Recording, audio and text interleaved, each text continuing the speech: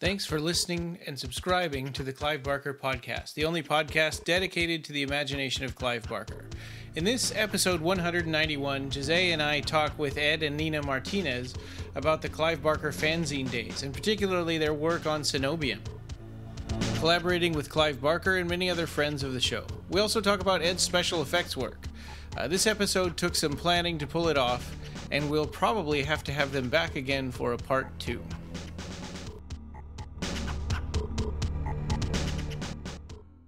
I'm going to get this started. This is episode 191, and we have a couple of special guests today.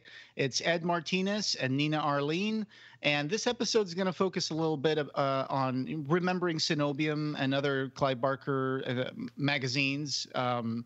So yeah, it's great to always have an interview every once in a while. So this, I think, will be very interesting for the Hellraiser fandom. And as usual, I'm Joe. And I'm Ryan. And Nina Arlene Martinez. Right. Mrs. Martinez. And Ed Martinez.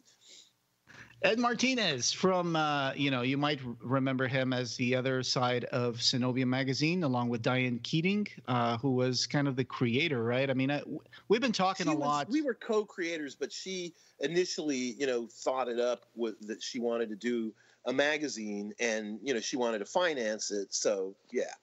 We have issue 0 right in front of us. Oh, you do? Cool. Amazing. Yeah. So that came out about 2 weeks while Hellraiser 2 was still in the theater, right? Right. And what happened was, she went to the movies, she saw it, she really liked it, she came home and she, made that and went to a Fango show and showed it around, and then she showed it to me, issue 0. And she says here, it says, Cenobium 1 will be on sale February 1990. So that'll give you a little time perspective. It's a long time ago. Yeah, yeah, we're on. That's so cool. Even issue 15, which we were talking about, in the previous conversations, has, this editorial that I hadn't looked at or seen or anything in years. And Nina was reading a little bit to me just now. And we were going like, oh, my God. It's like, blast wow. from the past. Yeah. But a lot of it was when the internet was at its infancy. I mean, hardly anybody was on it. There was hardly any internet to speak of when this first started. Reading through that episode, that issue 15, there was a section just reviewing Clive Barker websites. There were like 15 of them, and they all had those crazy long URLs because nobody had domain names, and I'm sure they're all gone now. Oh yeah, stuff like what was the Prodigy and all these early URLs and stuff. Angel Fire and Tripod. Yeah. Yeah, and everybody had a Hotmail address, and I had an Angel Fire website for Clive Barker fandom, Hellraiser. I don't even know. I know that all that stuff has been backed up since they took down Angel Fire, the server. Someone went to the trouble of saving some 2 terabytes worth of stuff that you can download. It's all the websites that existed at the time when they copied all of that. So if you like blinking text, then you're in luck. Yeah, animated GIFs or GIFs or whatever you want to call it of the spinning Flash? Lament configuration. Yeah, remember Flash animation. Yeah.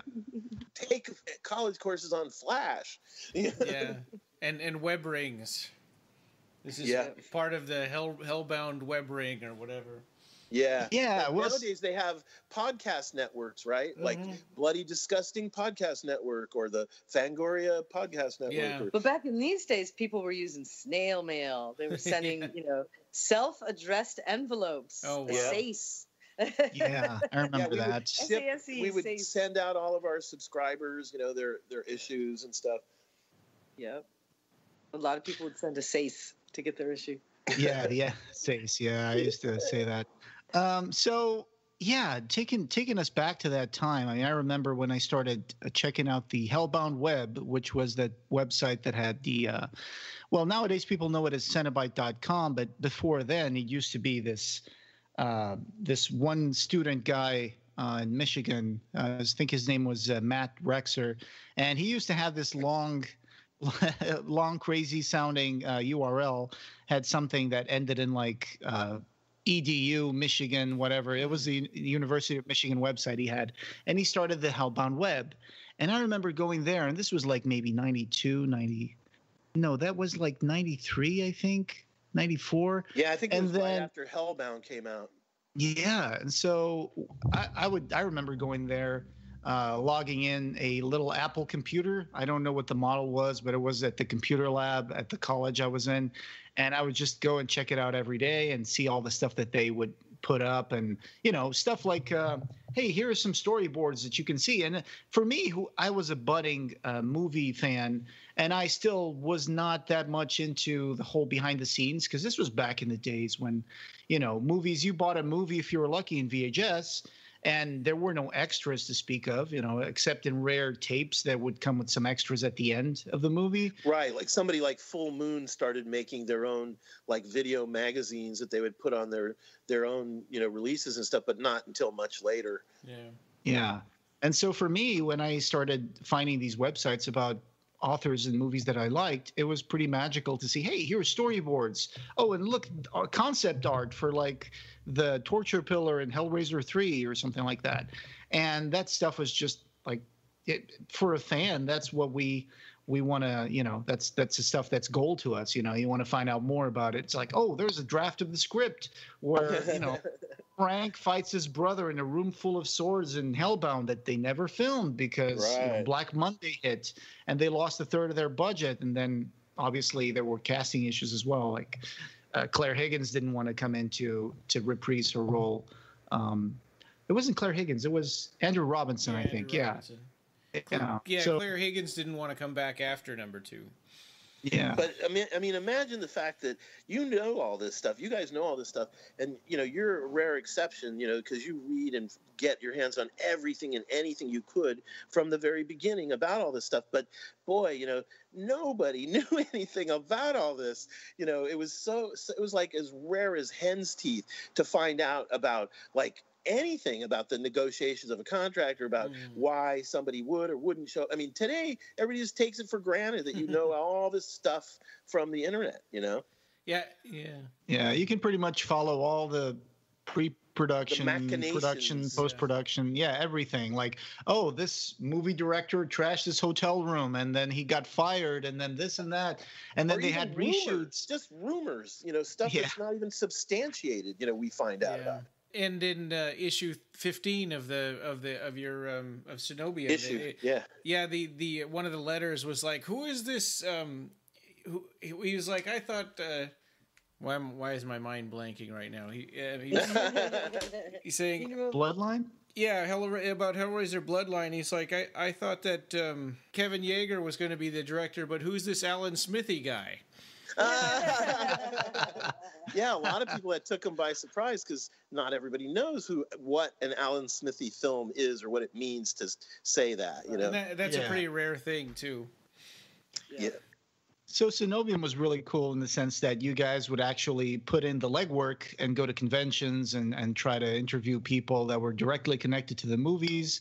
Clive Barker, of course, you guys got Clive Barker a couple of times, and he would even provide you guys with like artwork straight out of his sketchbook, right? Yep. Oh yeah. Not to mention just, we could call him up and he would tell us stuff. He would give me information about like who to call or where to go to find out about like if I wanted to go visit the set or whatever, Oh, that's amazing. Set visits, I think. The good old days. I mean, you know how like what they say today about like all access and stuff, like if you were to be given a pass for whatever, a concert or a movie or whatever, to say like, okay, I have all access. That's the kind of thing Clive would do for us. He would give us the ability to go on set and go to the dressing room or go to the craft services or wherever, and just be there like a fly on the wall, Yeah. And whenever there was a signing or anything like that, and you guys would just pack up your stuff, and you were living in the Bay Area, right? So you had to like drive to Southern California. New York, where Clive did a big mural for a nightclub in New York City. Yeah, live. Yeah. And I got invited to that. And you want to know what was amazing about that? Talk about a little slice of life. Allen Ginsberg did a live reading. Himself was there. Wow. He did a live reading, and it was one of the last public readings he did. It was really before he amazing. passed. Yeah, I've seen Clive the and him picture. were buddies. You know. Yeah, there's a photo of Clive and Allen Ginsberg while he was doing in that. front of that mural. Yeah. That mural he painted. Yeah, I was standing right next to that photographer. What was it called? It was something like it was a marriage of light and sound or something like that. Yeah, light, sound, and vision or something like that. Yeah. Where he started this kind of a nightclub space where they had a party. It was down in what you call the meatpacking district.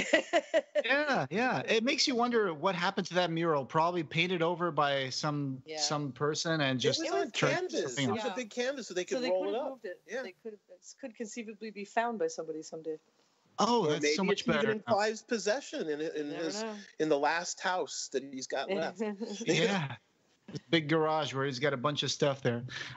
So yeah, that's great. So you guys, like I said, you guys really, but you got all access because you really put the legwork into it. Like the issue 15. We were willing to fly or drive or go or do whatever we needed to do. You know, you guys would go to conventions. You guys would like. There's a story in issue 15 that I want to bring up where you guys knew that Doug Bradley was going to be in some radio station doing an interview.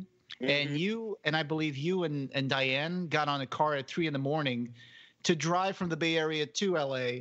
And then just as you're reaching Oakland, you find out that, Doug Bradley's going to be in the radio show, but he's just going to call from home. And you're like, you say that you both like yelled out in unison. And I was like, oh God, because you guys were just willing to go there and go straight to the station's building and try to get in touch with Doug. There was no live webcams in those days. Right. No streams or anything. Cell phones were pretty not very regular either. Pagers. Like all the times that we were, calling, Clive, at a private number he'd given us to check in with him, like when we were going to go see Lord of Illusionsset or whatever.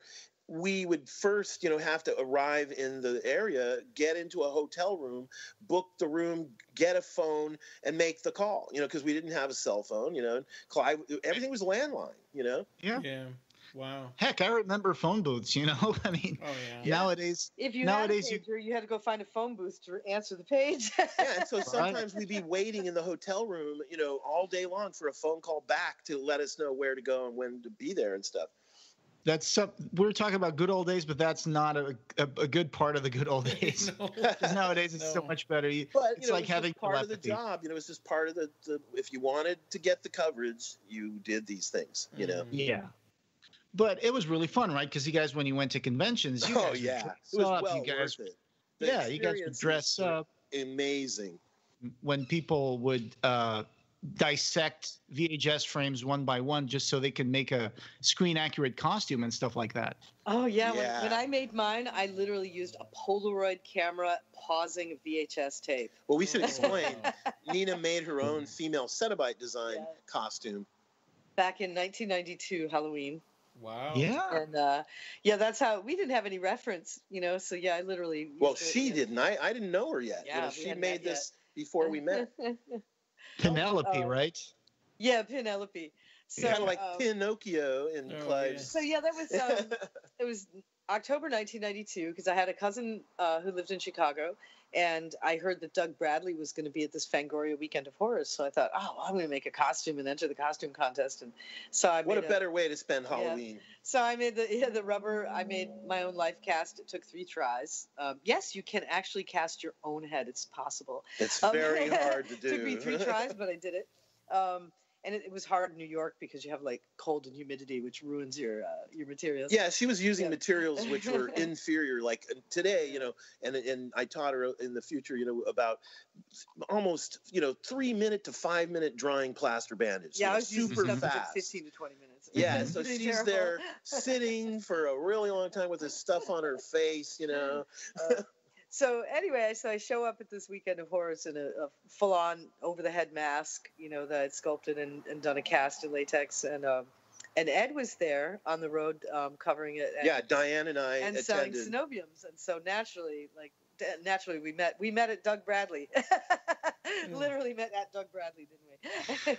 Yeah. Yeah, because Doug Bradley was standing there. It was after the costume contest, and he was shaking hands and meeting people. And he was the judge of the costume contest. He was one of the judges, And so Ed was on, like one I was side taking pictures and videotaping, and I was sitting there. So we ended up meeting, right there. Cool. And Doug knew me from many other times, when we'd seen each other and stuff. So he's like, "Oh, Ed, hey, how are you?" That was when you could smoke cigarettes right on the floor of a convention. He was smoking, remember Dunhills? Yeah, he right smoked there on the floor English of the convention. Dunhill Just cigarettes. walking around, it was so politically incorrect. Today. And then I think he changed to like Marlboros or something like that. Yeah. Yeah, you can't get Dunhills now here you can't very go easily. I would assume. Yeah. But at the time, he was still living in England, so. Right. I did include Nina's picture with Doug Bradley when I did the Cenobium article, so people can go back and see that, which is a feature. Yeah, listeners should go check that photo out. He had brown hair. He had hair, and it was brown. Yeah, he was so young looking back then, Yeah. So you seem like you were always very busy with conventions and stuff. So like I said, you guys would dress up as Lord of the Rings characters that you guys did. Yeah, later on when we were, when I was doing special effects work and makeup and stuff, on films and videos myself, then, there was a time when the new Lord of the Rings, Peter Jackson's Lord of the Rings was about to be coming out. And we had been, like Sideshow Collectibles had the first figurines and stuff available from them. And myself and some friends of mine here in the Bay Area that are all like really into costuming, like Star Wars. And, we make Stormtrooper costumes and all that kind of stuff. We decided like, okay, we're going to make orcs, really accurate, vacuum form armor and chainmail and all that stuff, and Nina is a huge Lord of the Rings fan, a huge Tolkien fan. So tell him what you said. Oh yeah, so I read the books when I was 14 and just read them every year since I was 14.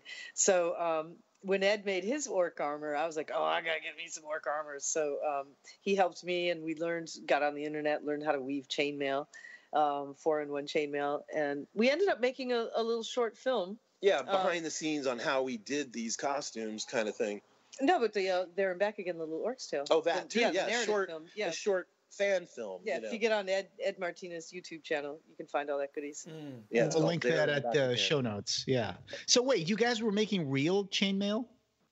Plastic chainmail. Like I see. I went to San Diego Comic-Con the year that the very first Lord of the Rings film came out, and Richard Taylor was there in person, and I met him, and he was really nice, really kind to me, and he talked to me for hours. Like, he wasn't famous yet. Nobody knew who he was. He wasn't recognizable to the general public. So, but he was haunting the booth of Sideshow Collectibles because they had all their figurines there. And so I sidled up and chatted him up, and he talked to me and told me all kinds of secrets and materials and techniques. So the chainmail, he said, we used irrigation pipe.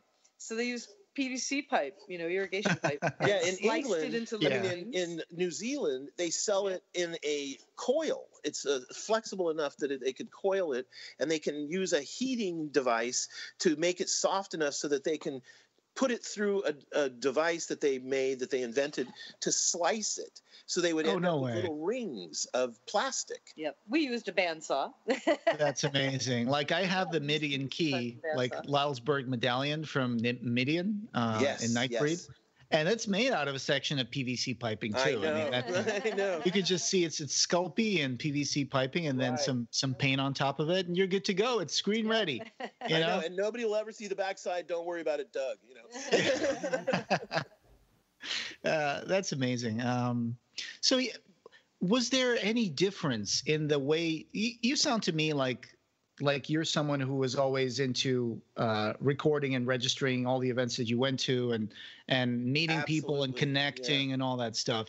So did it change like your convention experience when you started going there when you were like covering for Cenobium, or was it just something you did anyway, like take pictures, talk to people, except it was maybe more or less something I would do anyway, because even after we stopped making Cenobium, we continued to go to San Diego Comic-Con every year. We continued to go to all the big Fangoria weekends of horrors, wherever, if they were in our area and such.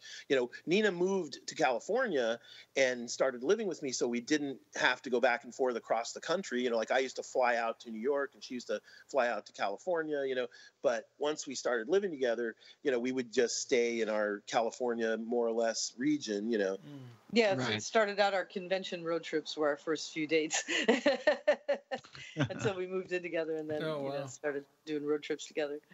Did you guys do your interviews with a tape recorder and then transcribe them later? Every technique you could think of. I used the telephone for some. I had this device, have you ever seen those things that you can get at Radio Shack that have like a little suction cup and you can put them on the old-fashioned handsets, that with the we used to have with the landlines. Yeah, and so I would have a little Radio Shack cassette recorder connected to one of those, and I would be doing like my interview with Pete over the phone, down to LA or whatever, unless it was in person. I did a lot of the typing and transcribing. Oh, man. Yes. Yeah. Yes. Yeah, and we're going through that. Like, you had to use your hands a lot with the tabletop recorder, or sometimes we got a hold of a secondhand dictaphone so I could use the foot pedals. That made it a lot easier. Yeah, she had done a lot of that kind of I don't know if anybody out there remembers doing foot pedals to do transcribing. Oh, wait, what? Luckily, she was a good typist, and she knew how to use those, recording devices with the foot pedal and all that. Because okay, explain to me what the foot pedals were for, because I can't imagine it. Well, I learned how to do it when I used to do temping. I was a Kelly girl back that I date myself, but I was 12 years old when I was a Kelly girl. The foot pedals that was a temp company. You would use your phone sometimes, and you would call a number, and you would call into a recording, and you would you could use foot pedals to do stop, start, fast forward, rewind. In other words, the machine that she had I see. pedals. So it was like playing the organ. So you had your keyboard and you had your phone, your headphone or your earpiece, and you'd operate the fast forward, stop, replay, and rewind and stuff like that with the foot pedals while you were typing. So you don't have to stop typing. Right. So I would, as a temp, I used to do insurance depositions and things like that. And so when Ed and I got together and I started helping him transcribe interviews, I already had the skills. Yeah, which was really handy. Yeah.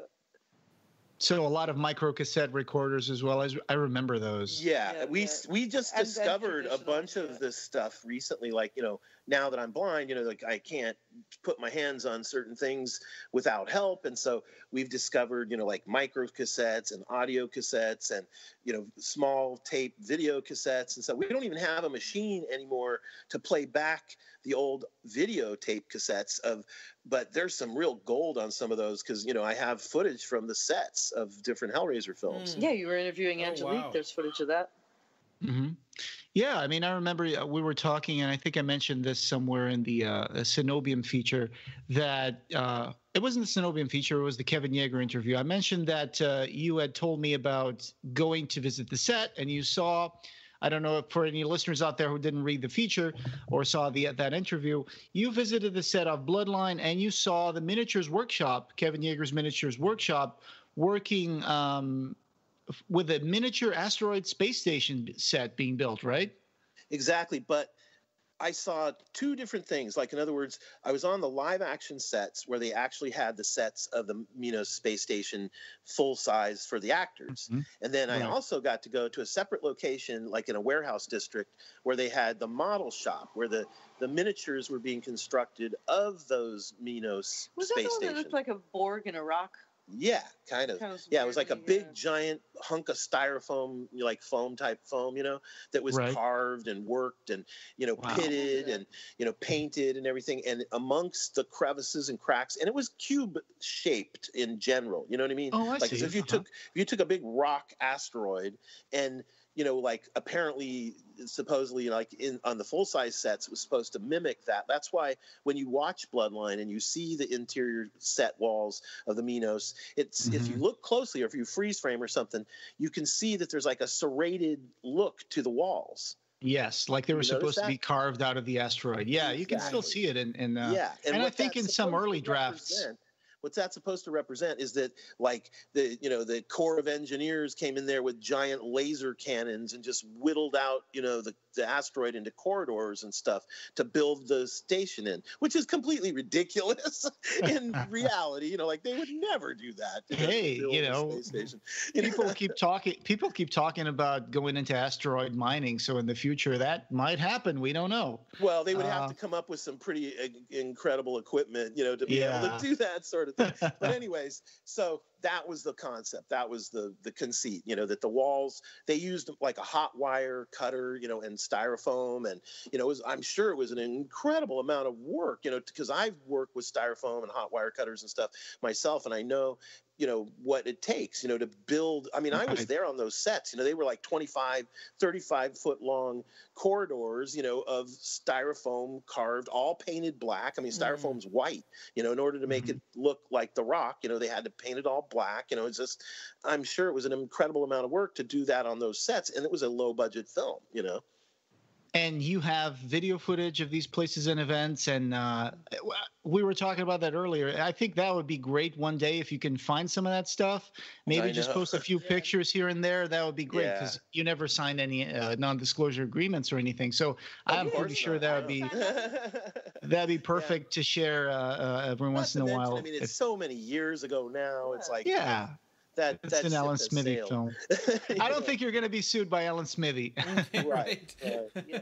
And, what's interesting, too, is that, being buddies with Pete, Pete kept me informed about all the behind-the-scenes machinations with the Weinsteins and, between Kevin Yeager and all that kind of stuff. So although, that new information has come to light where Gary has mentioned that, it kind of puts a new light on the whole situation between Kevin and the studio and, because of what Gary has said now.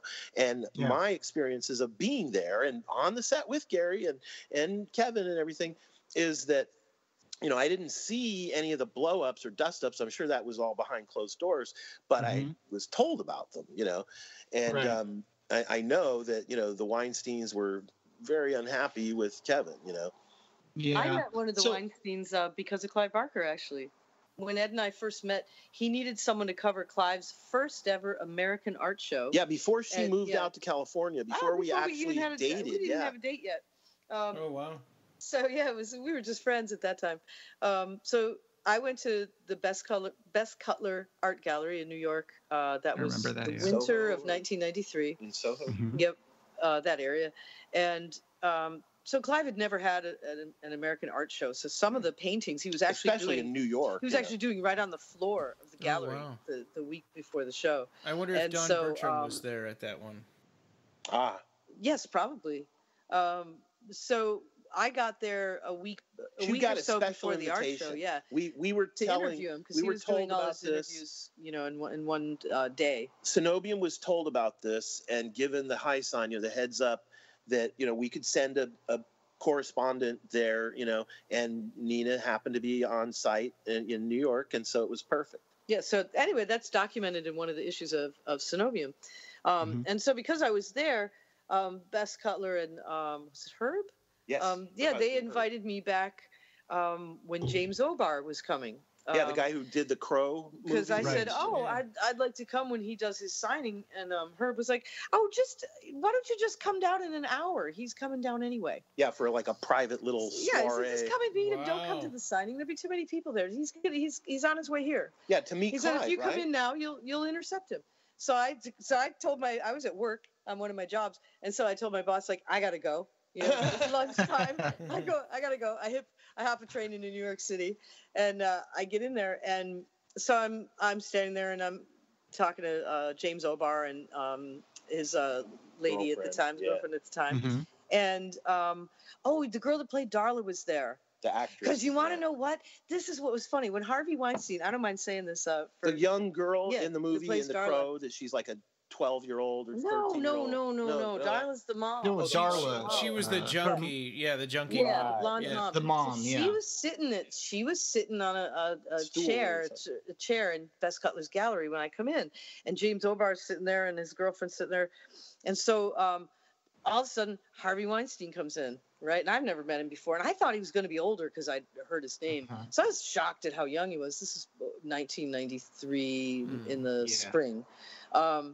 So he comes up, and I looked at the girl that played Darla. I forget her real name. She looked at him, and fear registered on her face. And I thought it was because of Brandon, Brandon, I'm sorry. Brandon Lee. Yeah, because as more people were coming into the gallery, at the time, that's what everyone wanted to talk about the death of him Brandon getting Lee. Killed on the set of The Crow, and whose fault was it, you know? Right.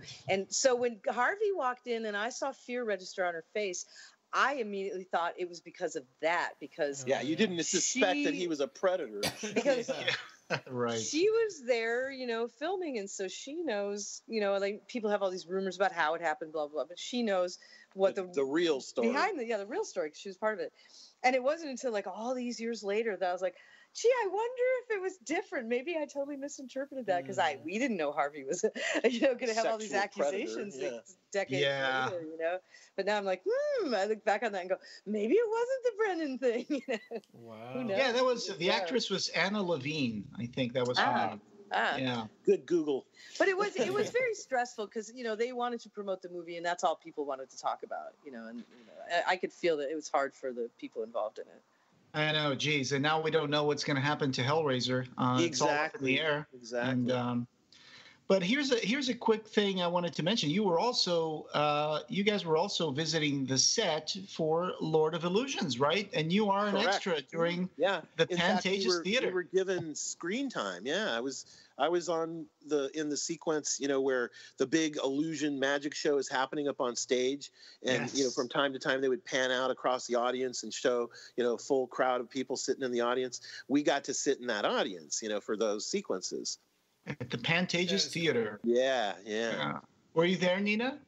No, no, I actually wasn't yet. No. She didn't move from New York yet. It was just gotcha. Yeah. So were you wearing a tuxedo?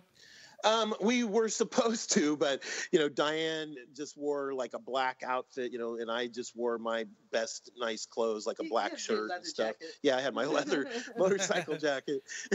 That's cool. But it's cool. You have airbrushing on it. It's a cool jacket. Yeah, I have a leather jacket that has like Texas Chainsaw Massacre painting on one sleeve, and you know, the Cure on the other, and big alien painting on the back. You know, like a giant covering my whole back of a Giger style alien painting. That's why I wanted to date you, so I could wear your jacket. Oh, there we go. Some people want to steal their hoodies, and you wanted his leather jacket. So what was it like the first time that you ever got through to Clive Barker and got to talk to him? And do you remember that? I mean, was that sure. Yeah? Sure. Yeah, I mean, you know, he was surrounded by people. It was one of those times, you know, like at a Fangoria Weekend of Horrors. And, you know, we were introduced, you know, from like one of his people, like David. There was a guy named David who used to be like an assistant and work, you know, for Seraphim and Seraphin. And we liaison through him a lot, you know, in the early days. And he just like sidled us up to Clive and gave Clive the magazines, you know, put them down in front of him. And, you know, Clive was like looking down at them and not looking up over his shoulder at us or anything. And he started flipping through it and going like, oh, good. Oh, my, you know, like he liked it. He was impressed. You know, I think it was issue 3 or something, which I believe, you know, has like Chatterer on the cover or something like that. And, you know, we gave him every issue we had up to that point.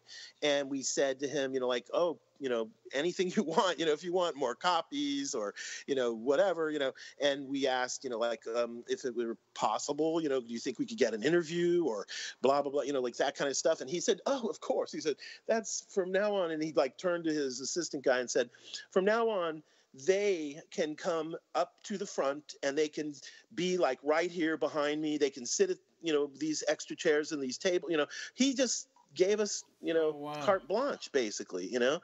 I mean, I wish that were the case for you guys today. He even sat behind your table several times. There was a lot of times that Clive sat behind the Cenobium table and signed copies. Yeah. That did happen to me once. He let me sit behind his table instead of waiting in line, but it was because I had a broken foot. Oh. Well, times have changed. I understand, That's interesting. I think that I remember one time Clive mentioned when he was young and he had just come out of university, he went down to London and he started a theater company. So, well, we all know about that. But he also, this is an interesting story that sometimes comes up when Clive mentions why he doesn't like censorship and stuff like that. So he did illustrate a couple of centerfolds for some S&M magazines in London, and the editors of the magazines got arrested by Scotland Yard for the content. Oh, man. And that's something Clive was always very proud of that. That was in the mid-'70s. Yes, sounds like Clive. So Scotland Yard. Uncle Clive. Just another thing, an affectionate thing. We used to call him Uncle Clive, and he thought that was cool, Oh, wow. He was always very open when it came to people who liked his work, right? I mean, he was always super open with his fans. And we're probably going to get into that a little bit, but there were all these... To a fault. Yeah. But there were all these other magazines that came out and fanzines or whatever you want to call it. But Cenobium wasn't... I'm not sure if it was the first. It probably was the first. It was the first. It definitely wasn't the last. Oldest. Yeah. You guys went on for almost 9 years. Yep.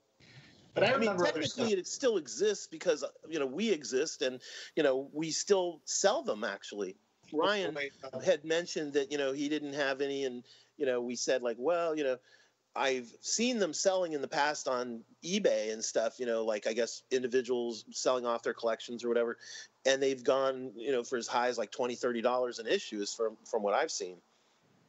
Yeah, and to make matters worse, right, I was reading Cenobium 15 where Diane was saying in the editorial, and this was back like what year was issue 15? 96? Yeah. 96, I think, yeah. Yeah, so Diane, who used to be the co-editor, she had a house fire, right? And 75% I would say she was the editor. I was just the art director, basically. Right. And so she had a house fire where she lost... it's all on her computer. So 75% of the back issue stock was destroyed in 96, which makes them even more rare today, right? Right. Well, we had, limited issue runs and we had subscribers, and so we would fill the orders, mail out all the issues for the subscribers, and we would have a overstock batch of ones to take to the conventions, and I would take those home after a convention because they'd be boxed up or something. And t-shirts too, we used to produce t-shirts. And so when the fire happened, luckily I had a lot of the masters, I had a lot of the overstock issues, I had some t-shirts, so she lost the computer and all the master scans and all that, but I had hard copies of a lot of stuff, print out, the what we would call the masters. We would produce a set of printouts of every page with all the page numbers and everything, stick it in a manila envelope, number it, and throw it in a drawer, and forget about it. And then the computer would have the masters, that could be printed from as well, But the back issues were the back issues, so those are gone. Right. Well, no, I mean, the ones I had are still in existence. I didn't have a lot, but a handful of most every single issue still in my possession. Yep. Hey guys, if you want to purchase some Cenobiums, this is your chance. Yeah. When they're gone, they're gone. Yeah. Yeah. We have one or two friend customers basically, who are our first, we're filling their, like a woman we know, Leslie. Leslie. Yeah. She's going to get a complete set if we can help it, Hey, I'd really love to see some scans of that issue 0 if you guys ever get around to it. Sure. That'd be awesome. That would make an awesome feature to show people who may have complete sets but have never gotten an issue 0, which probably... Are there any back issues of issue 0? Or is Believe it just it or not, there's a few. I'm holding 2. Oh. And there might be a crazy. couple more. It's like we haven't located everything, but we have found a bit of stash for you guys, That's awesome. I only had one, but then I was like, oh, there's 2.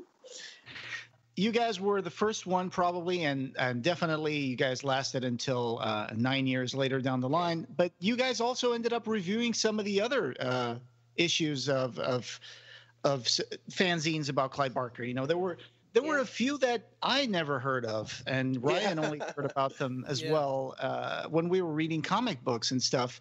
And one of them was the Clive Barker Appreciation Society, which you guys call CABUS. Right. Yeah, we used to call it They CABUS called themselves CABUS because they would print on their publication stuff CBAS. just capital letters of CBAS, with like a dot in between. And then there would be someplace else, it would say the Clive Barker Appreciation Society. Yeah. So they were, I actually found them at the same time almost as Cenobium, because a friend of mine named Angela had found them somehow. The Clive Barker Appreciation Society probably at a newsletter. Convention or something. Probably we went to a Fangoria Weekend of Horrors in January in 1992. And then we went again in 1993. And when she says we, she means herself alone. Yeah, me and Angela. So this is before Ed and I met Halloween 92. So that was, what do you call it? 10 months. Yeah, 10 months after. I didn't realize that I met the girls from CABUS in January 1992. I met them without realizing it. But a year later, by then, I already knew about both magazines, and I was already contributing to both fanzines. Yeah, after she met me, she had already started contributing to theirs. Through Angela, yeah, because Angela's the one that gave me their address. Because she was, and I forget how Angela found it herself, but she might have run into him on the floor of no matter. Yeah, it doesn't matter. Probably on the floor of the convention, because people like that, you'd walk around with an armload of stuff. Like, remember, Ed? We'd walk around with armloads. We'd literally have armloads of Cenobiums. Sometimes we'd have a table, and we'd be behind our table. But a lot of times you're just walking around with your stuff, literally just walking. Yeah, you'd see somebody with a Hellraiser T-shirt, and you'd say, hey, you like Hellraiser? Yeah, are you interested in this? You open your trench coat. I got issue 2. So, that's awesome. So CABUS, it was a lot like Cenobium in that they had fan art, fan poetry, and some fan reviews. But as time went on, and there's a lot of the same fans, actually. There's an overlap. Yeah, like a handful that were in our Cenobium there was myself, contributors Steve Goodrich, were contributing to them, too. And some other people. But what they did as time went on, CABUS became more and more of a... They would accept the publicity stuff that came out of like Marvel Epic, like about Hellraiser comics and or a press kit on one of the films or something. Yeah, so they began to rely more on the press kits and less on fan contributions, and I think that they thought that they were more professional that way. I think. Yeah, and so I think so. I stuck with Cenobium not only because I dated Ed, but also because Cenobium was more consistently fan content. And Cenobium got thicker. Yeah, I mean, even content, to this day, like you guys got thinner. By fans for fans. Yeah. Right. Cenobium as an independent magazine, created by fans for the fans, seemed to be able to. I guess what I'm trying to say is that Hellraiser got as the sequels went on, Hellraiser kind of got a bum rap when it came to pushing the envelope. I mean, the first one is amazing. The second one is good, too. I would draw the line at like number 4. But me too. They didn't really break new ground in the sequels. Yeah, they lost the spirit, Yeah, the transgression part of the Cenobites and this whole idea of like a alternate dimension where, there's a weird mechanical god. Don't and there's get me these started. We could have a full-on conversation, a whole episode, just discussing our thoughts and feelings and views about the concepts and the world and the universe and everything. We did that for years in the Hellbound Web.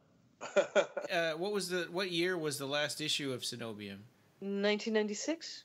Okay, so it was basically around 15 then when number 4 Hellraiser Bloodline was one of the last films that we covered before it went out. Yeah. So it went from 1989 to 1996. And it was, I think it was like 99 or 2000, right? When Inferno came out. Yeah, we got a press, videotape in the mail from Dimension. Like we were communicating, directly with Disney, and Dimension had been the arm of Miramax that Disney owned or something. Mm-hmm. So we got a free cassette of Inferno, but that was like at the tail end of everything. I've seen one of those. It's pretty interesting. So yeah, but the sequels just played it very safe. I mean, we were talking about Inferno, which may be my least favorite of all the Hellraisers. I mean, and it's I one just of the don't ones like. that was another script, not a Hellraiser script originally. Yeah. But they would just show us enough to please the fans who wanted to see a body count in the movies, and they wanted to see Pinhead. So they put Pinhead at the end, whatever. They put a little bit of blood here and there, a little gore, but it always lacks that mix of dangerous sensuality, of forbidden flesh and experiences that really should be placed at the heart. Yeah. That should be at the heart of Hellraiser stories, right? So was that kind of the reasoning behind Cenobium not continuing on? Was just the disappointment with where it was going? To be honest, no. I think Jose mentioned it in the Cenobium article. It's about really the main reason is Diane was the financier, and she lost interest in Hellraiser, and she lost interest in Clive in general, in person, as a person, as following his work and stuff, because of her political views, her personal views on things like animal rights and such like that. In other words, she was a person that she was really into hunting, and her family owned a meat packing business in Santa Cruz.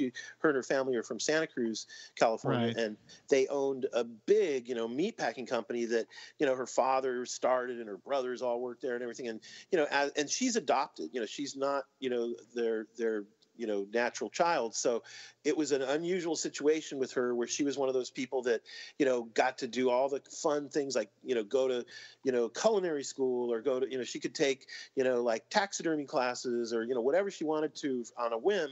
And her mother, her father had passed away by then, and sold the business, and so they were quite well off, and they could finance her pet projects, Right. So what ended up happening is, there was, how animal activist things used to happen back in the day, like PETA would throw red paint on a woman wearing a fur coat or something like that, right? Well, there was some vandalism, some attacks on their business in the Santa Cruz area, where like trucks had been vandalized and red paint thrown on them and tires slashed and things like that. So she had a personal hatred and animosity based on that sort of thing for the animal rights and PETA type, promoters, people who were felt strongly about that. And several conventions like Fangoria Weekend of Horrors and stuff would have somebody like Linnea Quigley who felt strongly about that and would talk openly about that. And Clive, Clive with his dogs, and he was an animal lover, and so that was another one of the reasons why it put a nail in the coffin of Cenobium. Yeah, I guess it happens. A bunch of reasons came together, right? I mean, it's you say the lacks of the production of films and the material of like other than like Lord of Illusions or Nightbreed or something. Clive was out of the Hellraiser business. And Cenobium was basically a Clive Barker first, but a Hellraiser second magazine. I mean, we really focused on Hellraiser. As you can see, like if you were to go back and look at every single issue, we had Nightbreed in there and stuff, but there were no covers of a Nightbreed issue. You know what I mean? Right. It was all Hellraiser. Well, I can argue that for a lot of us, Hellraiser was the gateway drug into Clive Barker. Absolutely. But I think that Cenobium really captured some of that stuff that should have been at the heart of Hellraiser stories. The duality of pain and pleasure. Fan fiction. We had fan comic books. Right. The artwork that you guys had from the fans. The punk goth aesthetic. Designs, every issue. Yeah, that was the kind of stuff, the punk goth aesthetic. That was missing a lot from the later sequels of Hellraiser, and that became very disappointing to me personally. And Cenobium, as an independent magazine created by fans, seemed to bypass that, as there was no need to play it safe. There's no need to cater to the rules of the studio or a TV or a board of directors for a studio. So the drawings and fiction were definitely tapping into, I think, for the most part, this very free and creative source. No rating. Yeah, that got into some seriously creative imagery. Like you guys had, like Nina, you were making artwork for Cenobium. You mentioned, was it Steve Goodrich? Yeah. Yep. He made some covers, right, for Cenobium? No, he did mostly full-page illustrations in there the you interior. I'm probably thinking about someone else. And Guy Conrad did some of your covers. Guy Conrad did quite a few covers. Yeah, and you guys had other artists that went on to become really, really big, Chad like Colin Savage. Christian. Yeah, Randy Bowen did a back cover. Yeah, Bowen Designs, right? Yeah, he's huge.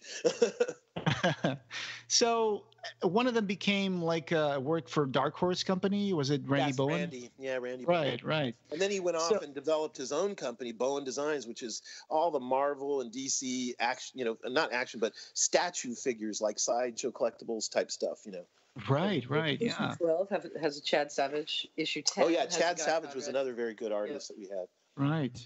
I just want to bring up that recently we made a post about this on our Facebook page, I think. But Fakir Musafar, who was one of the founders of the Modern Primitive. Yeah, we interviewed him. We met him, yeah. Oh, you did? Wow, that's amazing. And he passed away this week. The same year as him, 96. Yeah, our friend, Steve Johnson Leba, the painter artist, who worked on the Hellraiser comic books, he did a personal trip to Burning Man with Fakir. Oh, wow. So, unfortunately, he passed away recently this week. I think he passed away at the age of 80-something from lung cancer. But he was one of the people who, like I was saying, he founded the Modern Primitives, yeah. And, Jane Wildgoose, who designed these Cenobite suits off of Clive's Piercing Fans International Quarterly magazines. So that was kind of an influence on that. And you guys, if the listeners out there, you need to find some copies of Cenobium because the artwork inside these things is amazing. We'll give you some more scans, and you can publish some stuff on your blog posts and on the Facebook page and things like that. Oh, yeah, absolutely. I think I'll illustrate this episode with some show notes of some of the... sneaking a little bit into my next fan film, Papa George and Ducky Adventure. Hellraiser episode. Tell us about that. So you guys, you do a puppet show? I started out as still photos, and then I began to take the still photos and join them into little narratives, little stories. And, she was using PowerPoint, like it's slideshow feature. Slideshows, and it has narration of the like word, captions and word balloon type things, So that's so cool. So at the moment, they're just little, they're like Toy Story, but most of my characters are a little goth, like Frankenstein and Creature from the Black Lagoon. And it started out... she did a cool Halloween episode. It started out because I joined a Facebook group of people who were collecting these Papa Emeritus plushie dolls based on the characters from Ghost. So they're based on Papa from Ghost.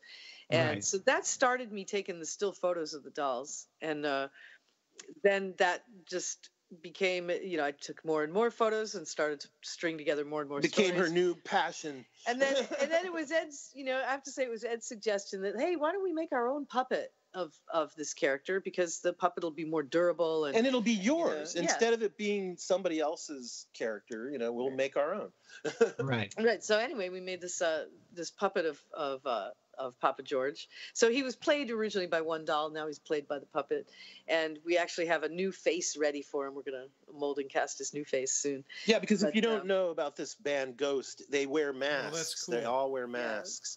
And they change their face from time to time. Yeah, so the lead singer changes his face for each album cycle. So I've got the doll. I got a new face ready for the doll. So this episode is going to be more involved. It's going to have a little more live action, a little more puppeting, and we're doing a Hellraiser episode. And we're also going to throw a little bit of tribute into Legend. Mm-hmm. We got a little appearance by Darkness. And things like in that. hell, So we thought it's also doing these little narratives. It's a great way to use all of our action figures, our collectibles, our toys. Ed's got a lot of boxes. The NECA stuff, all that Pyramid stuff. Gallery boxes. We get some beautiful puzzle boxes. So this is a great opportunity to take photos of them. Max Lecter, plug. Pyramid Gallery. I was looking at a picture of you guys, and I think you're holding the little Papa George thing. And like behind you guys, there's nothing but shelves full of like figurines, like the Gremlins, like a bust of Pinhead in there somewhere. Yeah. Some screaming kids that haven't been painted. Yeah, all that stuff that you guys got. Is that in the room with you guys right now? Yeah. My collection is everywhere because, I have so much stuff, so many monsters. Speaking of monsters, I was thinking we could go into like you've been an FX artist for a long time. You started out getting interested in movies by watching King Kong, which I think is true for a lot of people. Over 20 years I've been an effects guy now. Right, and 30, yeah. There you go. Wow. And so you mentioned that you were influenced by King Kong, which I think is true for a lot of people that get into cinema. That King Kong is one of those first movies that makes you wonder how the magic of cinema is done. You know, how they animate that monkey, and then people find out that King Kong was actually like a 12-inch model or something. Tabletop figure, yeah. Yeah, and that puts you down on a rabbit hole. I used to love to say that. How tall is King Kong? 15 inches. Hey, who owned that model? Was it that collector guy, that old collector guy? Bob Burns. Yeah, right, Bob Burns. Yeah. He had the armature, right? Yeah. Yep. I wonder what's happened to all that stuff that he had. Is that a museum now or something? Oh, well, he's not passed yet, and his home is a museum, and Oops. I don't know what will happen one day, you know. But he and his wife, you know, are still living in Los Angeles, and you know, in fact, not too long ago, they did. They're the reason why I know who he is and all about that. I met him in 1978. I put on a convention. One of the very first things I ever, you know, was involved with that was big, and I was right out of high school and stuff. And there was a big convention where Bob Burns came from Los Angeles up to the Bay Area for this convention, and he brought everything with him. He brought the King Kong miniature. He brought the time machine model that actually works. Crap. I mean, just everything, because we had this incredible art gallery where Forey Ackerman came, and just so many wonderful people brought miniatures and models and matte paintings and stuff. And so, you know, from a very early time in my life, you know, I got to get my feet wet in this world, you know. Yeah. And you ended up making being part of some movies. One of them was The Dead Pit, correct? Correct. Yeah, The Dead Pit from 1980. 1980 what? 9, yeah, correct. So I watched that movie recently, and it's a really fun movie to watch. One of my favorite memories of that is just playing with the box at the video store, because it had. Oh, you remember that? You push a little button, and the zombie's eyes would light up. Yeah. Back in the day of mom and pop videos. Yeah. Right. Yeah. So something weird happened while I was doing this. I remembered that the Dead Pit used to be mentioned somewhere in the Hellbound web as having some sort of influence because Pinhead was supposed to appear on the cover of the. There is a painting of the movie poster version, you know, for the 35 millimeter theatrical release. There is a one sheet design. I have 2 copies of it actually, and unfortunately they're folded, not rolled. But the pit that, you know, the painting on, I'll send you maybe we have a scan of that too. I can send you. I have the images with me. Okay, so there's a lady suspended by her arms. Yeah, you see the girl suspended over the pit, and down in the pit, one of the zombies has these like nails or pins, you know, in his head, and he kind of looks like Pinhead. Yeah, and it only appears in some editions. Others, that face is not there at all. All you can see is like the hands coming out of the pit, and in some other covers that face is right there, and it looks so conspicuous. It looks like it definitely should not be there, that someone added that on top of the image, and I was wondering about that. So, but there are some Hellraiser references in the movie too. And partly the reason for that, I believe, is because of, as Ryan and I said on a conversation not too long ago, we were talking about Dead Pit after you'd seen it, and I mentioned that there's one sequence where the mad scientist doctor is putting big long needles, like acupuncture needles, into the open brain of the other doctor, Dr. Swan. Oh yeah, that's so creepy. Incapacitated, and he's lying on the gurney, or, you know, the tabletop, and as he's putting these needles into his brain, they're like being inserted into the various pain and pleasure centers of the brain.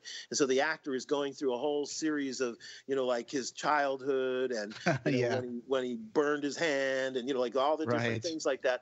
And ironically, I helped to direct that sequence. Oh wow, there you go. Just because I was there, and the director, you know, like I'm the one who's inserting those pins in between the takes. Like, in other words, you know, the scientist doctor, there's no pins in the guy's head. The scientist doctor steps up with a pin. It looks like, he's placing it into his brain, and then when he steps away, they've cut the camera. I've stepped up, and I'm like hiding down behind the table, and I pop up with one of those pins and I insert it into the foam appliance of the brain, knowing where it can be put and where, to not stab into the guy's head or nothing, and then step back out of the shot, so that they can okay, pin 1 is in, now pin 2, now pin 3, pin 4. And so as those pins were being inserted, I'm popping up and putting them in, popping down, film more, and so as the pins were being put in, after the first couple, the director was exhausted. He had been up for 30 hours or something. And he just said, oh God, I'm losing it, guys, and the actor, he and I had bonded really good and everything. And I said, well, should I, because we were shooting this, what they call MOS, which means mit out sound. It's an old German thing with filming. And they were going to dub in all his screams and cries and the dialogue and stuff. Right. The actor wearing the mask, you can't see his mouth moving anyway. So, the whole thing is all able to be directed from off camera, by screaming out, so now, put the pin in, now, blah, blah. And so I'm down there and my energy was pretty good, because I had to be up for putting those pins in and stuff. And the director was falling asleep. And so I started giving direction. I started saying, okay, now you're a little boy. Your mother is mad at you, okay, now you're having an orgasm, and he'd be like, oh. Yeah, there's a particular scene that you probably were also involved with that really, really creepy when there's a dental drill and it's going into this guy's eye.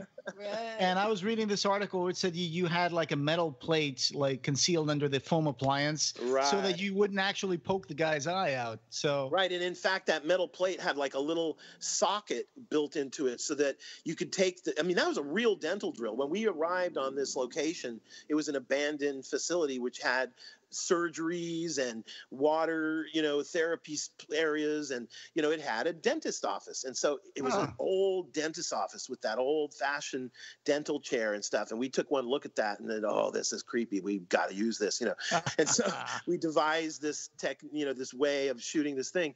But the drill was real. And it's how the old ones were they had pulleys and a thing that would go from a motor down by the floor with all these pulleys and wheels and stuff that would go up the arm of the device. Right. And so it had hinged arm movement and stuff. And so the tip would go and spin, and it would still do that even now. When we arrived, all the, this place went out of business, was closed to the public in the 60s, and we got access, and it was just people just walked away. They left everything. All the drawers had material, and still had dental tools, and everything was still stocked in the cupboards and stuff. So we just inhabited this place and took it over, and I made this drill to where there was a piece of monofilament, a heavy-duty piece of monofilament on the end of the arm, which would pull the weight. Somebody off camera would hold that and make the weight not push against his eye. So even though there was a metal plate and there was a little socket and a place to place, there was no drilling device, but the spinning of the wheels and everything would work, so it would sound like the drill was working, and it would go, and so we could put the little thing and sit it in this little cup device that was on the metal plate, so it wouldn't pop out of his eye socket once we took our hands off of it, you know what I mean? Sure, yeah. And it could put the doctor, the mad scientist, could look like he was going in the guy's eye, and then he could let it go and it would still go and blood would be pouring out of it and stuff. Wow. Yeah, there's some really awesome scenes in that movie, especially some zombie meltdowns that happen. Because there's this lady that walks around. This takes place in an insane asylum, and there's this lady that walks around with a shirt on her head, looking like a nun, and she's always spraying people with holy water. And I just love the payoff of that when the protagonists are being chased, and they run past that lady, and she kind of sprays the zombie with water, and the zombie just starts kind of melting, and it's so cool the way that happens. And of course there's the main villain at the end. He also kind of melts in a really fantastic sequence where he seems to get like all shriveled up. And how did you guys make that? He turns to a puddle eventually. Yeah. Well, I'll talk about the end first. The method by which we did the final end of the film changed. Like, in other words, when we made the film the first time, we only had a certain amount of money, and we were coming toward the end of the film, and we were running out of money. And the effect that I had planned to do was going to be just a scene where he's confronting the girl, who turns out to be. Spoiler alert. If you don't want to hear the end of the film, don't listen to this part. The girl at the end of the film, Jane Doe, turns out to be his mad scientist guy's daughter. And he even says, "Come to daddy." Right. Which is Hellraiser influence. Yeah. But that one, some of them were a little more overt and a little more conscious than others. That one is totally unconscious because it is his daughter. And, he does want her to come to him. So ironically, it wasn't necessarily an Andrew Robinson line. Right. But anyway, so the funny thing is, that the end of the film was shot, but it was an inferior sequence. The sun was coming up, the whole film takes place at night. The problem of the sun coming up is that if the unholy creatures, are caught in the sunlight, the dawn of sunlight, they'll melt. That's one of the ways you kill zombies. They are, vampires, or zombies or whatever, anything evil. It has to go return to underground or the dark or whatever before the sun comes up because it purifies. Right. And so, and by the way, this film did very well in Roman Catholic countries and, oh, really? Italy and where we took it first was the Milan Film Festival for, at film markets and things like that. You take a film that has not made a distribution deal and they show it, or they show trailer or whatever, and they try to sell it, to distributors worldwide. And so Dead Pit was sold at the Milan Film Festival for some of the foreign rights first, and it came back, the person who was repping it over there came back from that, and we had already made a profit, to the point where after it sold in America, to DVD and video and all that, it was all going to be profit. You know what I mean? Like we totally made our budget back just by those foreign sales. So that was real good. And because of that holy water and the crazy nun and the whole thing about how, evil is destroyed by, good and Catholic holy goodness stuff, they love it. Oh, yeah. Yeah. That's very Yeah, I was watching that movie, and it just it reminded me so much of Hellbound in certain parts because, of course, it's in an insane asylum, and there's this crazy Dr. Ramsey, I think. Was that the name of the doctor? Yeah, Ramsey. That is a special name, too. Like, if your listeners out there are familiar with Herschel Gordon Lewis, who they call the godfather of gore, he's the one who made, 2000 Maniacs and Blood Feast and stuff. And Blood Feast, the star of the movie, his name is Ramses. There you go. He's Fouad Ramses, the crazy Egyptian caterer who kills people and turns their dead bodies into parts of a feast for, who he gets hired to cater for. Yeah. So that's where we get the name for our Dr. Ramses. He's a homage to Fouad Ramses. And then also the Egyptian aspect, the Egyptian angle, and the H.P. Lovecraft angle. The fact that, he's like mixing magic and science together, I've done life, now I'm doing death. Yes, I have that written here. I have that in my notes. I have that in my notes. Yeah, I've done life, now I'm doing death. It's like this guy is... the opening reminded me of Hellbound and the lower level patients of Dr. Chenard at the Chenard Institute. Except this guy gives them corkscrew frontal lobotomies. Well, and the Jane Doe character even looks a little bit like Ashley Lawrence. Yeah, with her long dark hair and the kind of hairstyle and her face and stuff and her body. Yeah, I totally agree. Yeah, Chenard and Ramsey would definitely find each other at the medical convention and go off. So that was Agnew State Hospital in Milpitas, California.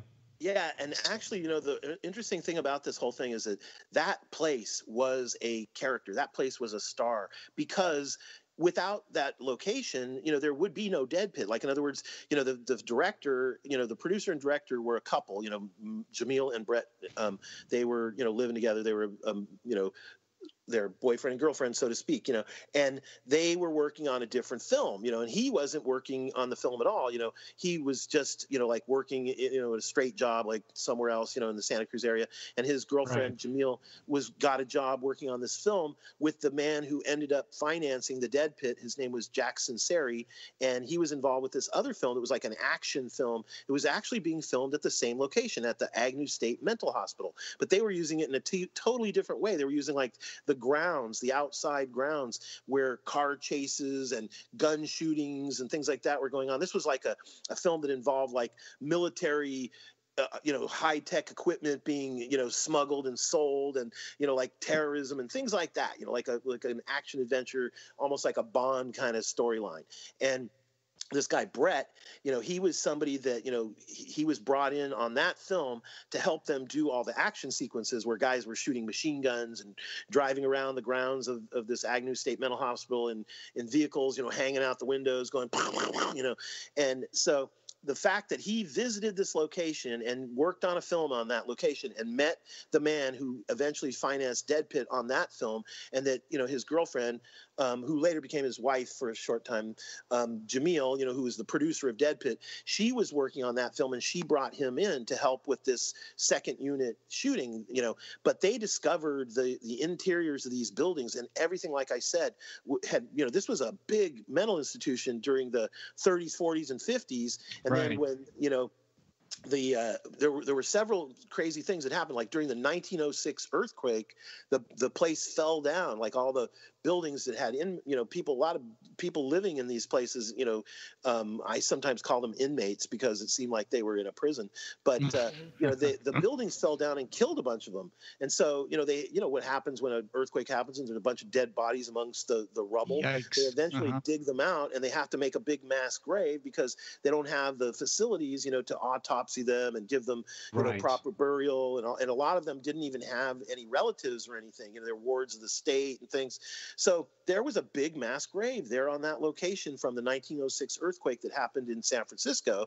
And it supposedly is haunted, by the spirits of all these, crazy people that were interred in the dirt there. And then over the years, like in the 60s, the Reagan years and stuff, and they, when the state of California had to cancel a bunch of state-funded programs, like a lot of mental patients were let loose out onto the streets, and so a big portion of this place, was reduced to less than half population, but it was still under some population during the shooting of Dead Pit, and there were some crazy stories of what some of our cast and crew would later term like one of my friends called the people that he would see out there doing strange things, he would call them insaniacs, like a combination of a maniac and an insane person, and speaking, that's probably politically incorrect. And of course,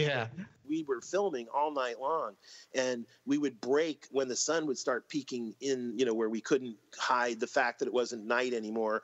We'd have to cut, and so we'd go to this one building where my workshop was in this building on site. I had a workshop also in Santa Cruz where we had built the set of the Dead Pit itself, but on the location where the mental institution was in a different place. It was at the old Agnew State Mental Hospital, but they took one of these buildings and turned it into our kitchen, our mess, for all the crew to eat.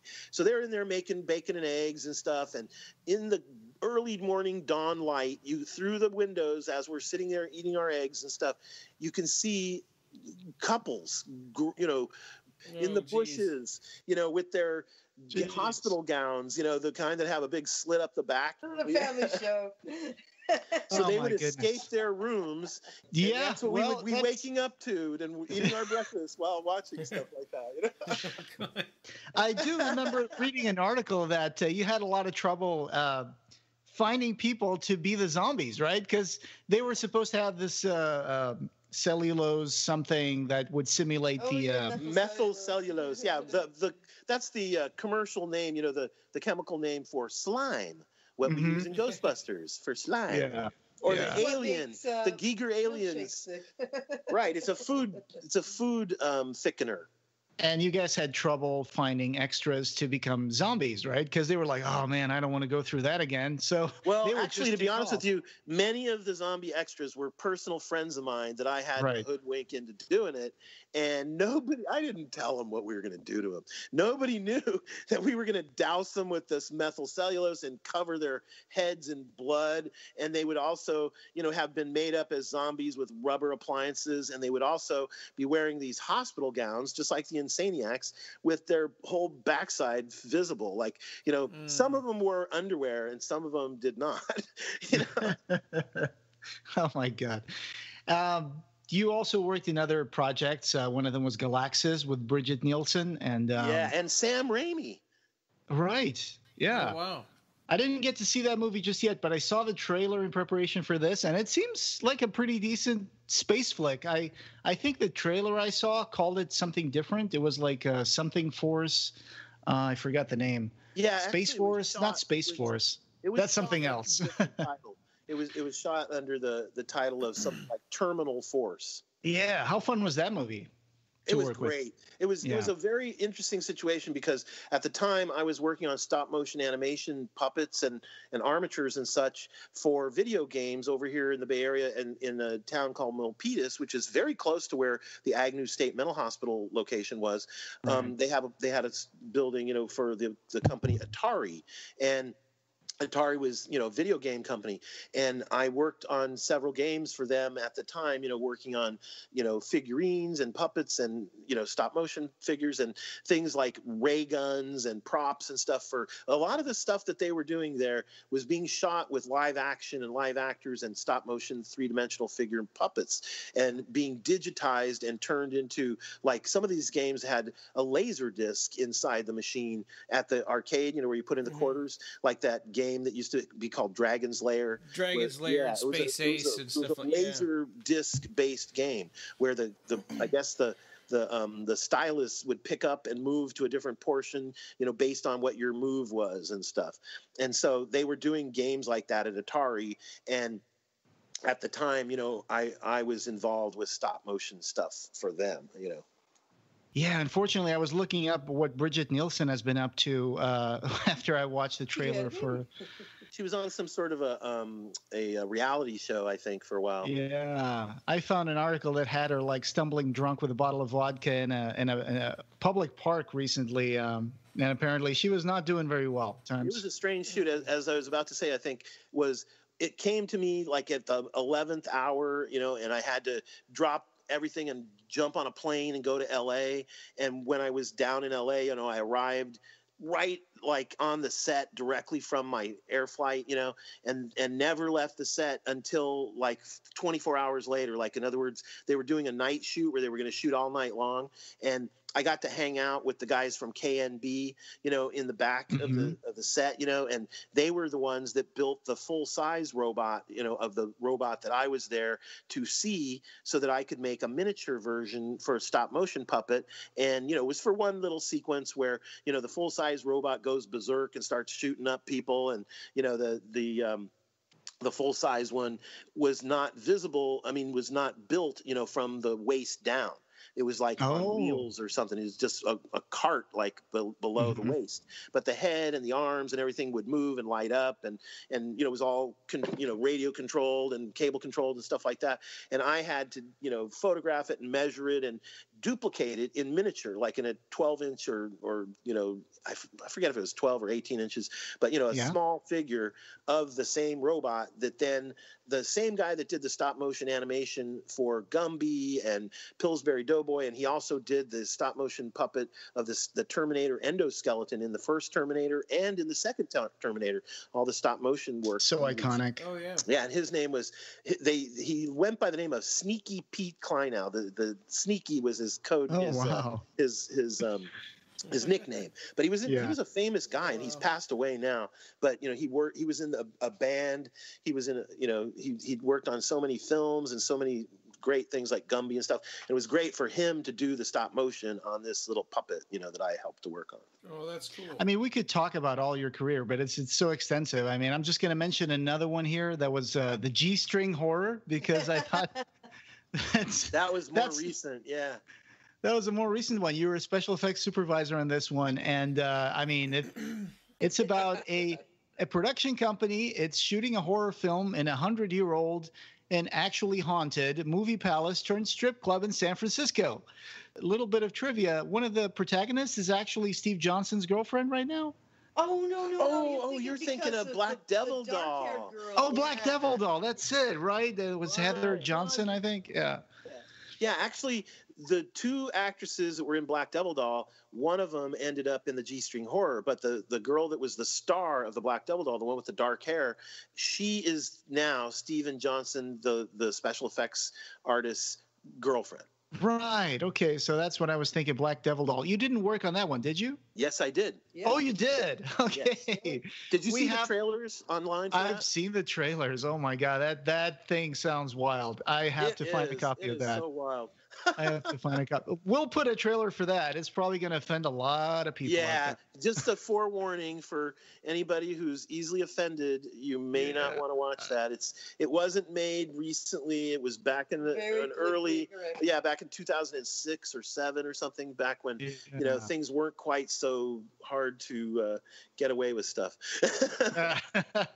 But G-string horror for people who. If you like titties, if you like strippers, hey, you like zombies? And here you go, zombie strippers. And ghosts.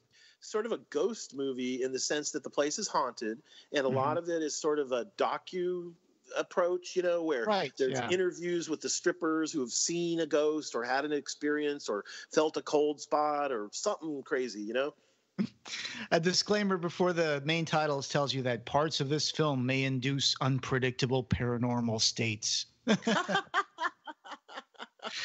And a quote on the cover says, "Magical realism meets cinema verita meets George Romero." So that sounds interesting. We'll have to take a look at that. Maybe bring you back and talk angles about that people come up with. One of those ghost hunter shows like on the Discovery Channel or, one of those kind of shows. They actually investigated that place after the G-string horror was made. The thing about them being really haunted and everything brought those ghost hunter shows around, and they did an episode in there. Yeah, where they take the recorders and the UV cameras and all that stuff. And the PKE meters and the PKE meters. Yeah, the Ghostbusters stuff. Right. Yeah, and then they go, what was that? And then they when they come back, you don't find out what it was. Somebody's poked themselves with a pin or something. And I have a friend of mine. He's crazy about that stuff and the Bigfoot shows, the hunting Bigfoot shows. And I'm like, I just can't get into that. It's I just can't. It's like I feel like if I get into that, I want to direct this a little bit more towards Hellraiser again. So we mentioned the Cabas Society. That was short-lived, right? So far as I know, I'm thinking it was 1992 through. Yeah, it did not last long at all, really. Okay. 92 to 95, maybe. Because I cannot find anything about that anywhere. It's just on that. It's not on the internet probably because it just kind of fizzled and disappeared. But we do have some either issues or copies of things that they sent us, like Xerox, like flyer type of things and stuff like that. We'll dig out whatever we can as we find it, and we'll scan some and send it to you guys. Yeah, we can. And then we have make the more dreads, features. and we have little one shots of all sorts of magazines and stuff. Yep. I was more of a fan. That got into Lost Souls. I think I actually got a chance to subscribe to them for a while, and they would send the newsletter Lost Souls, and they would always include some sort of goodies in there, like a Magica card game card or something, or some invitation for this exhibit that was happening in LA or something like that. Yeah, so because that was the company that was putting that out was a company that sold. They had like a catalog, and they sold all kinds of things. Oh, that's great. Yeah. Cenobium was definitely like something. If you're a big Hellraiser fan out there, you probably have it. If you don't, get in touch with Ed. We'll put his Facebook, and Nina. We'll put your Facebook on the show notes. Yeah, my email and my Facebook and all that information. Now, unfortunately, because I'm blind, I'm starting to liquidate some of my collection because, what good is it when you can't see it? I mean, Nina can see it, but, we're not going to keep everything, Mm-hmm. You worked on am I crazy, or did you work on this one model kit for the Chatter Beast from Hellraiser Bloodline? Yes, I did. We had right? two model kits. When I was working for Cenobium, when we were putting out Cenobium, I would use Cenobium as, a place to advertise those model kits. We would put a full page ad, like, either on the back or, inside front cover or back cover or, somewhere. And we ended up starting to do trades with other people. Like, for instance, the Dread and the Cabas and the other one we mentioned, I forget what it's called right now. Lost Souls, Dread. They would send us a free copy, and we would send them a free copy. So as long as they were publishing and we were publishing, we would do tit for tat trades of everything.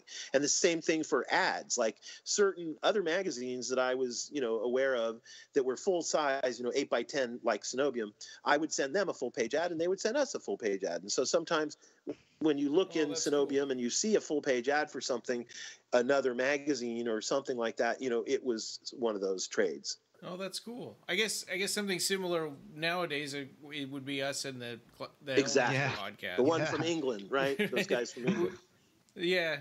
We did a crossover episode one time. I just remembered another bit of trivia. I wanted to compliment you on the most recent episode with the brownie recipe thing. We went and looked at that. That was great. Not that Isn't that great? Yeah. The homicidal homemaker. She has such amazing videos on the YouTube channel. I'm loving all of those, like the zombie finger food and all that stuff that she did. It's so good. It's really good. Such sweets to show you. Right? I just remembered something. We were talking about this on a previous episode when we were talking about the Hellraiser comics.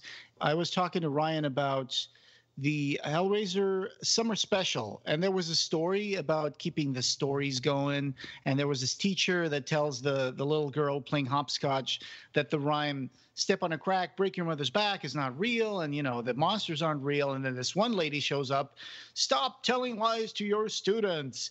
And you told me once that the lady that is in that story, she's based off of Diane Keating, right? That's correct. Yeah. Because the artist from the Hellraiser 3 comic book adaptation, Mirren Kim, who became famous with his X-Files comic book covers, also worked in the summer special. So that's really cool. And Steve Johnson was her boyfriend at the time, and they were living together, and they both worked on the Hellraiser comics. And Steve, I believe, is the main artist on that particular story. If you go back, I'm not sure, but go back. And they also worked on the Hellraiser 3, I think. Yes, the full issue, all devoted to Hellraiser 3, the movie Hellraiser 3. Right. Which so I that's agree with you, Ryan, isn't her best work, and that is kind of a weak comic in many ways.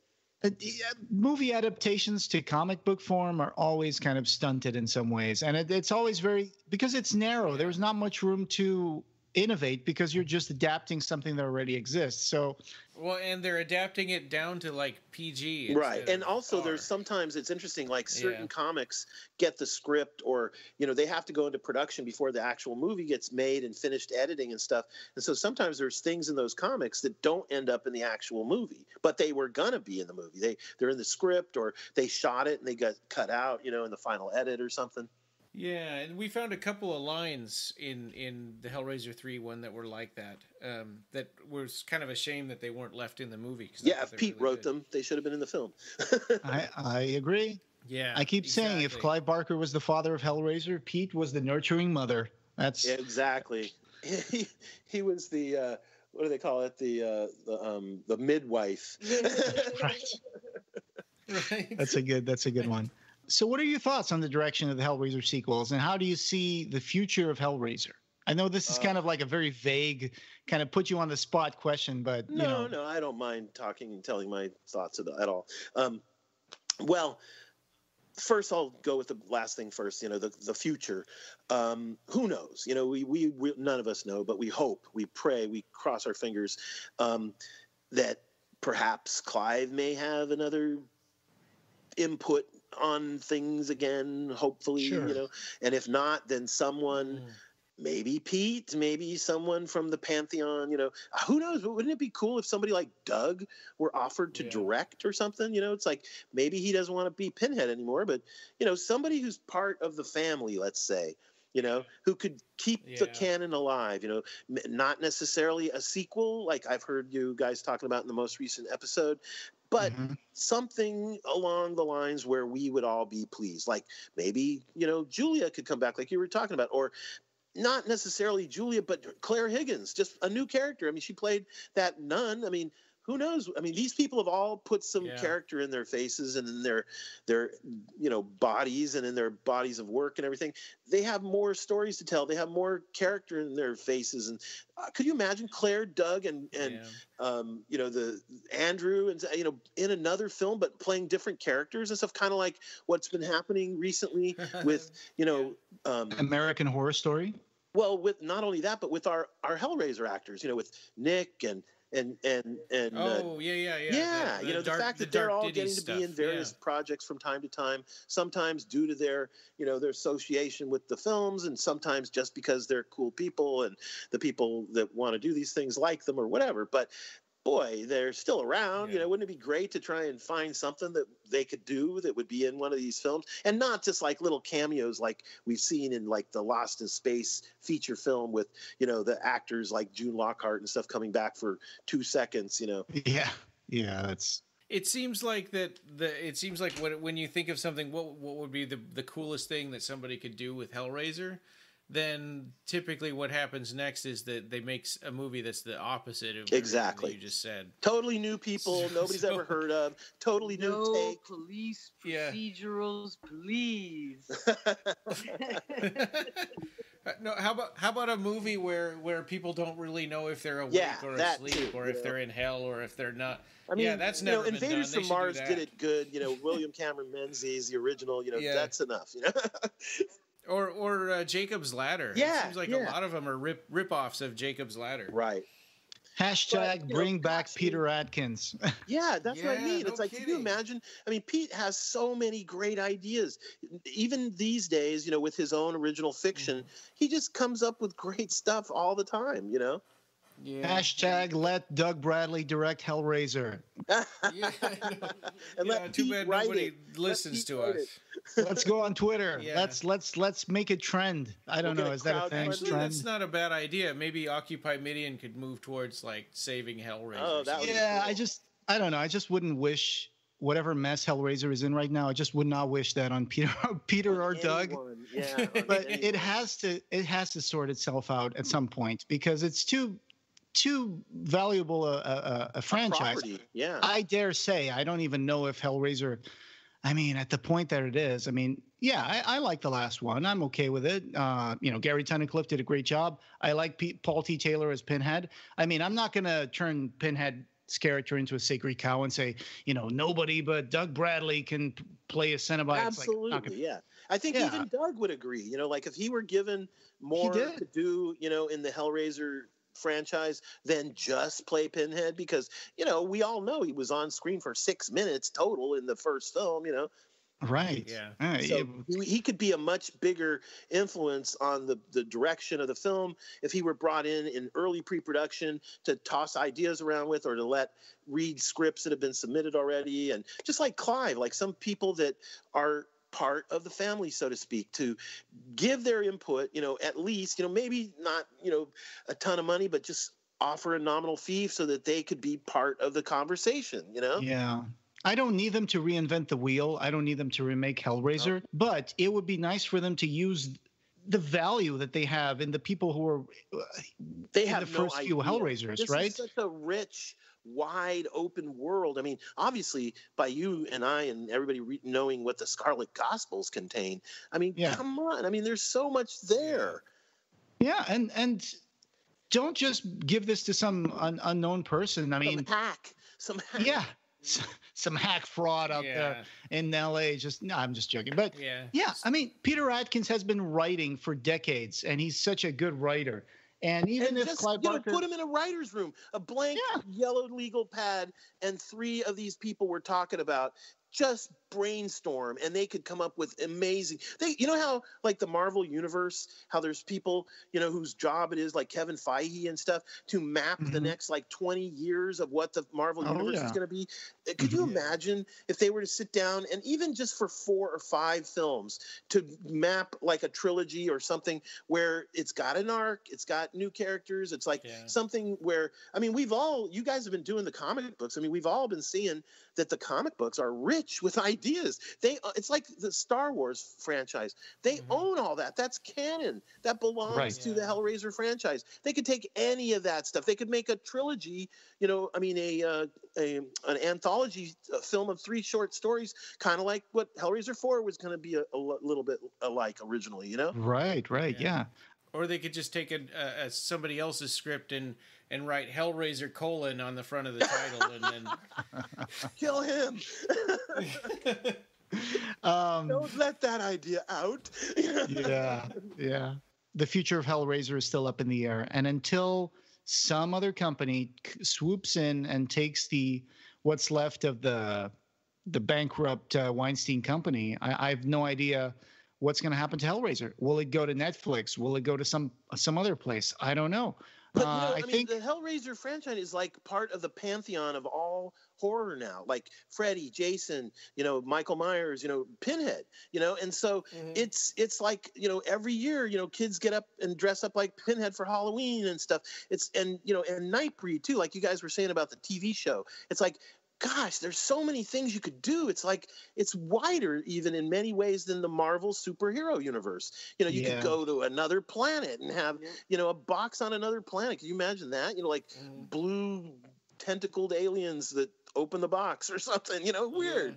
Yeah, let's bring dolls and action figures to let's bring in some tentacle sex, and let's bring in some Colin Christian into the mix and see what comes over. Cthulhu. Let's bring in some, let's be Lovecraft, you know. The other day I was at a store, and there's this new person that I was training, and she's like 16, and they asked me, so what do you do? You know, I was telling them what I did. And I mentioned the podcast, and she's like, "Oh, no way! I love scary movies." And I'm like, "Well, do you know a movie called Hellraiser?" And she's like, "Is that the one with the guy with the pins in his face?" And I was like, "No way! A 16-year-old knows about Hellraiser?" It's like, I was kind of impressed. It's like, "Yeah, my dad showed me that movie," and I was like, "Well, there you go." Cool dad. Yeah, I know, right? Yeah, it's still part of the collective. You know, consciousness out there. Even 25 years ago, I was telling my friends that I thought that Cenobites were destined to enter, like the Wolfman, the Pantheon, the vampire, the great monsters, the Cenobite. That it was going to someday, beyond Clive's lifetime, that it would be its own mythical, fictitious creature. I hope so. And it sort of has, almost like the Slender Man or something, you know. Oh, God, Slender Man. I was looking at the bargain bin today, and I saw like 30 copies, no joke, of like the Bye Bye Man. And it's like, I haven't even seen that movie, but it's just the Slender Man already. It just seems like there are all these movies out there that I think the movie critic Mark Kermode from England calls them cattle prod cinema, which is those movies where it's like nothing happens and it's just like an empty room. And then all of a sudden there's a loud noise and something falls down, or a ghost walks through a door, passes through a door in the background, and it's like, oh, that's supposed to be scary. Or a found footage where you can't tell what the hell's going on. Security cam footage. Like when they brought back Blair Witch Project and everybody had little cameras on their like glasses or something. It's just like I don't think that works anymore. I don't know. Aliens, you know, with the helmet cams and stuff. it seems more like horror. That's what I loved about Cabin in the Woods is how they turned that on its ear. You know, all these different archetypes and they had a lot of fun with it. And they even had a Cenobite. They had Fornicus, Lord of Bondage and Pain. That's the name of the Cenobite. I mean. It's like it's part of the pantheon now. Yeah, absolutely. Yeah. I have a feeling we're going to be bringing you back at some point. I'd love to go into more stories and stuff. I could tell you so many things. This was like great. All the times, interviews with various people, and like Bob Keane, the story about going on set for he was filming Waxworks, in LA, and he invited us to come on, help out on the set and stuff. Wow. That's where I got the box panels from him directly, Well, we'll definitely have to have a part 2 then. Cool. I can go into more detail about the set visit for Bloodline and Lord of Illusions, and tell you more about the miniatures, and we can hopefully dig up the videotapes soon and get them copied and show you some imagery. Oh, that would be great. Of course, you've mentioned that in our interview that you are now visually impaired, and we have tried to do some stuff on our podcast to make it more accessible. We started putting some audio blog posts for accessibility out there for people who can't read our blog posts. That way you can listen to Rob or myself or Ryan read some of the blog posts, and I hope that's been helpful. I really appreciate that, and I believe other people in the blind community are appreciative too. I mean, some of my instructors and people I've been turning it on to, they've been going like, "Oh, that's great, that's cool, man." It's so awesome. It's sometimes easy for us who don't have a hearing problem or reading problem, or can communicate in any form that we choose. Sometimes it's easy for us to forget that we should make things a little more accessible for other people, because some people just can't read it, they can't see it, they can't, and we have to do that. And I learned a lot from you. I've learned a lot from you about what it takes to overcome something like that, and the stuff that you've been doing is just amazing. And I learned from you stuff like the movie Blu-ray tracks. Sometimes they have closed captions for the blind. Yeah, I want to get into that. I want to try and do that. Yeah, the audio descriptive tracks. I would love to do that. Like, how you guys have done audio commentaries and stuff? Right. Yeah. I would love to do that for the original Hellraiser sequels, in the films and stuff, to give more description of what they like. One of these days, you guys got to listen to one of those audio description tracks for the blind on a film that has it, and see what it's like. And then imagine we did that for a Hellraiser film. Oh, wow. I think that's a great idea, and we'd love to help you produce it. Okay, great. Yeah. We can't seem to get away from Hellraiser, can we? No. Well, it's one thing that we all have in common. We are all united, in our love of Clive and Hellraiser. Yeah. That's a good thing about these magazines like Cenobium, is that it just got so many people in touch with each other, and it just really created this community. Friendships and marriages. Yeah. And marriages. There you go. Right. Yeah. This was great, awesome. Guys. This was so good. Thanks for being in our episode, and we'll definitely need to do a part 2 of this at some point. Great. And thank you for anybody out there who's got, sight, vision, impairment problems. They're blind like me. It's not the end of the world. Absolutely. I mean, we've been talking when you're going to your classes and you're going to your meetings, and you're putting yourself out there in the BART system by yourself, and you're going to these places. I don't know if I would have it in myself to do it, but you just got to keep moving forward. Sure you would. You just got to keep moving forward. It's just the only way out of your comfort zone. You just find this new source of energy and power that you didn't even know was there. And I love movies so much. I'm never going to just give up and, go away and sit in a dark corner somewhere, Yeah. This is great. This is great stuff. He's a hand actor in my short stories.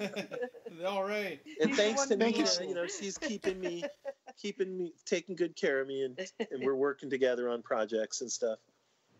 Thank you, Ed, and thank you, Nina, for being with us today. My pleasure. Thank you, guys.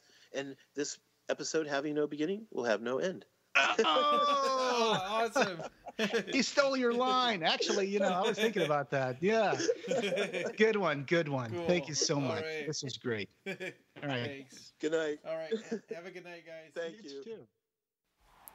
You can find the show notes for this episode and join the discussion over at www.clivebarkercast.com, where we have news, features, reviews, and links to all the ways you can connect with us. You can subscribe on Apple Podcasts and every other place you can find podcasts.